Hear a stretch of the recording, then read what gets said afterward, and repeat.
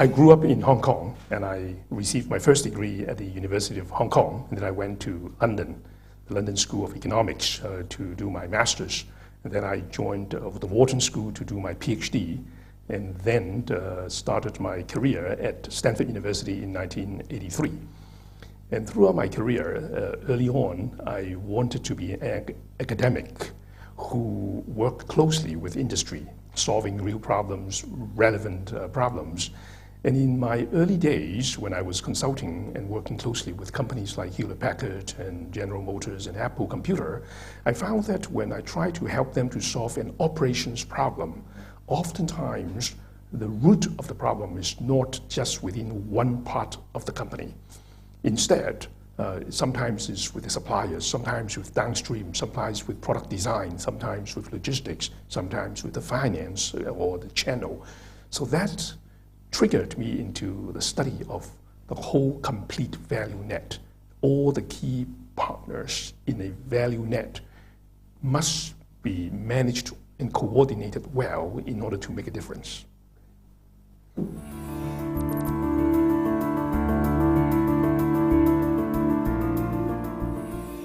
In 1997, I published the paper on the bullwhip effect, which has received a lot of attention by industry and academics. The bullwhip effect is about information distortion in a supply chain where demand information oftentimes is exaggerated one way or the other as it travels up the value chain. That paper identified the causes of such a phenomenon so that instead of just observing the phenomenon, we are able to see why it happened. And as a result, the impact of that paper has been that industry has started to figure out ways to address the causes of the bullwhip effect. And I think over the last 10 years, we have seen increasing collaboration among business partners, the sharing of information, the trying to understand how to change incentives among the trading partners so as to avoid the behavior of deliberate exaggerations or distortion of information.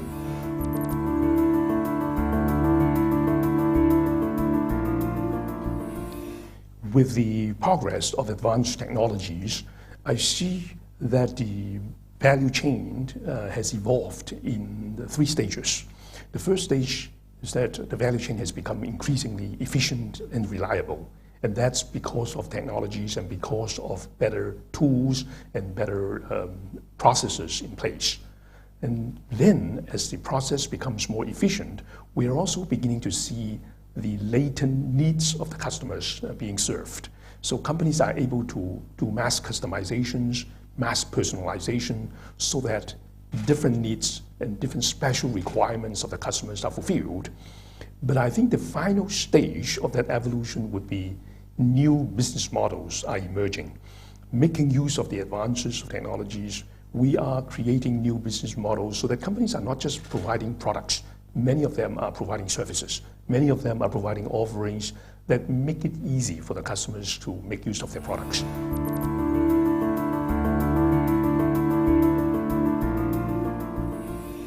I think a good example of what I describe of the evolution happens in China, which is of course a hot topic these days. People are all excited and nervous about the Chinese being the factory of the world. Now, if you look at China in the late 80s and early 90s, it's increasingly a place where you can manufacture at lower cost. And so they become a low-cost alternative. And in many ways, the Chinese are very productive. And so they are a new model, in a sense, of companies allowing them to make use of China as their factory. In the late 90s and the early 2000s, China has become the supply net of many industries. And by that, what I meant is that they have built a huge supply network so that not only is your first tier supplier being located there, the second tier are there, the third tiers are there. So together, they are like the big industrial park of your manufacturing world. And so you can make use of that to create many different products, many flavors, many variations. So that's the second stage of making use of China to create mass production, mass customization at the same time. But today, which China is embarking on a new phase, and they are trying hard to do so, but not yet there, but I think they are working very hard, is to create new business values for the world so that they're not just the manufacturing part of the value chain. They want to master product design. They want to master product innovation. So China may become the source of innovation of tomorrow. That's the third stage.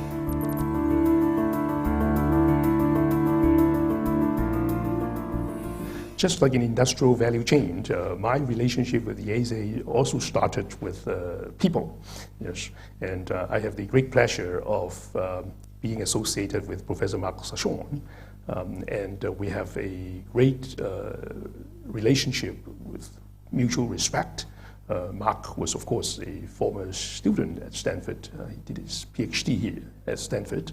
And together, we felt that the value chain is so powerful and so important that many executives have not fully appreciated the strategic importance and the strategic values of managing a value chain well.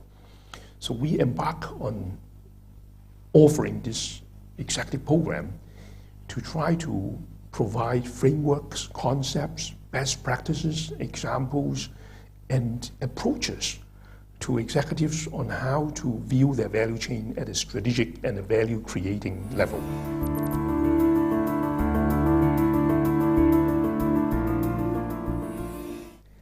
If I ask any executives, I oftentimes start with a simple question of where do you see the biggest values that your company can have in managing your value chain well? Many of the executives would start searching the answer by looking inward, looking at their own company. So what can my operation provide great values? What can I do? What can my products do? Our program will help executives to look at the complete value chain. So instead of just looking at yourself, maybe the biggest value creation opportunity lies with your suppliers, or together with your supply partners, or together with your downstream channels, or your customers, or your customers' customers, or your suppliers' suppliers. So by looking at this complete value chain, maybe a much bigger value can be created, and you can position yourself strategically at the right level in this whole value net. And that's the kind of value that I think an executive could not imagine making if you only look at your own operation.